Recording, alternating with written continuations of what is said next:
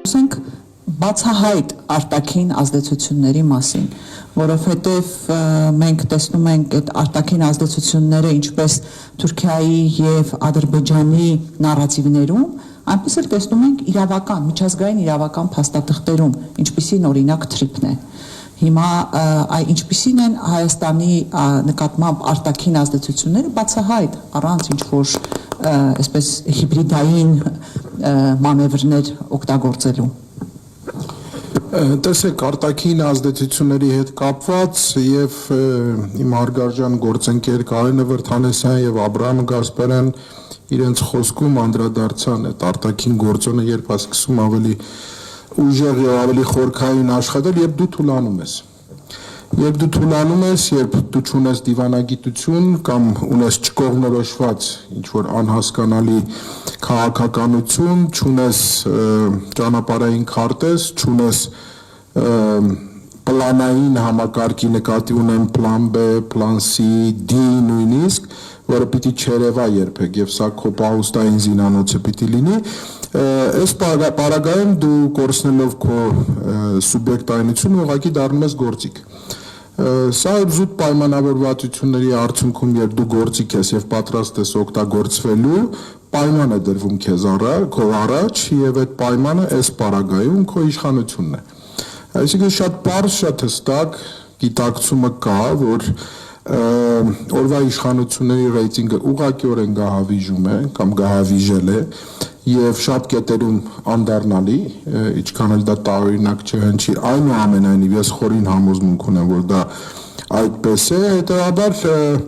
այս ցածկոտումների մեջ իշխանությունը դիմում է մի նոր քայլի, վազում է այնպիսի տեղ, որտեղից հնարավոր կլինի կորզել որոշակի, այսպես ավելի շատ ազդեցության լծակ եւ այս պարագայում դա Եվրոպան է, ինչու, որովհետև որոշակի համընկնում կա եվրոպական շահերի եւ օրվա իշխանությունների շահերի, սա հայկական շահ չի բնավ, որովհետև Կարենը շատ հետաքրքիր անդրադարձավ դրան, դու պարզապես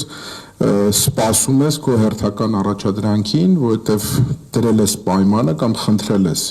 ինչի գնով դա դու կարող ես կյանքի կոչել եւ քեզ եկել են հանդիպակաց եւ ընդունել են քո խնդրանքը։ Այո, ցավալիորեն սա նաեւ այն շղթայական զիջման քաղաքականության արդյունքն է, որը գիտակցելով կամ անգիտակից այնուամենայնիվ բերվել է մի կետի, որտեղ դու այնքան թուլացած ես, որ պատրաստ ես գնալ նույնիսկ ոչ միայն հակաժողովրդական, հակապետական, այլ ընդհանրապես բանականությունից դուրս քայլերի այն նույն պայմանով պահելու քո իշխանությունը։ Սա ես անշուշտ ցավով եմ նշում, որովհետև համեստորեն ներկայացնում եմ մի հանրույթ, որը տասնյակ տարիների ընթացքում ուղղակիորեն ներգրավված է եղել այս աշխատանքներում, ի նկատի ունեմ նույն դիվանագիտական եւ արտաքին հարաբերությունների կամ միջազգային հարաբերությունների մասով,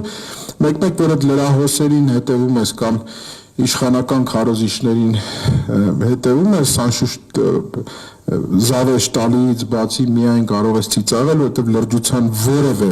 նշույլ անգամ չես կարող գտնել, թե այս կամ այն քայլը ինչով է հիմնավորում։ Էլի նորից գալիս ես հատման այն կետին, որ դա միմիայն այն պայմանն է, որ իրենք խնդրել են, աղերսել են, ծնկաչոք են աղերսել եւ դրա դիմաց պատրաստ են եղել կատարել այն, ինչ որ իրենց կասվի։ Երբ որ Եվրոպան քեզ ասում է, մեզ ասեք մենք ինչ անենք ձեզ համար, որպեսզի դուք մնաք իշխանության, դա շատ հեշտ է այդ evil-ի, սատանայի կամ վատի կերպարը հորինելով, իսկ այս պարագայում դա նույն հիբրիդային պատերազմն է, որ շատ մոդայիկ է, ազդեցիկ է, հնարավոր է շատ երկար խոսել այդ թեմայով եւ շատ կետերով, այդ հսկայական մի լիստ է, որ ամեն օր կարելի է ամեն կետի անդրադառնալ եւ 24 ժամվա այդ բանը ապահովել, հա, ազդեցությունը եւ սրանք էլ պարզապիտի հորինվի դա, այստեղ որևէ մեկը թող փորձ անգամ չանի, այդ որ չի նշվում այդ հիբրիդային պատերազմ, դա պարզ ասում եմ, ուրիշ երկիր չկա, դա Ռուսաստանն է, որովհետև բնավ իրանական կամ պարսկական օրակարգում նման բան Հայաստանի հետ կապված չկա եւ չի կարող գոյություն ունենալ շատ պարզ պատճառներով այն դիրքավորումները ինչ որ Իրանը ունի Սյունիքի հետ կապված եւ Թրիփի հետ կապված դրա վառ եւ ցցուն ապացույցներ։ Հետեւաբար Հայաստանը այսօր իր այս վարած քաղաքականության արդյունքում այնպեսի թուլացած, այնպեսի զիջողական դիրքում է հայտնված, որ ամեն ինչ կարելի է կորզել։ Իսկ եթե կա հիբրիդային պատերազմ, դա հյուսիսում եւ հարավում չի փնտրվում, դա արևելքում եւ արևմուտքում պիտի փնտրվի իմ մասնավորի Բաքվում եւ Անկարայում շատ պարզ է այն հիբրիդային պատերազմի դասական տարբերակը որ կա անշուշտ Բաքու եւ Անկարա հանգույցի մեջ պետք է փնտրել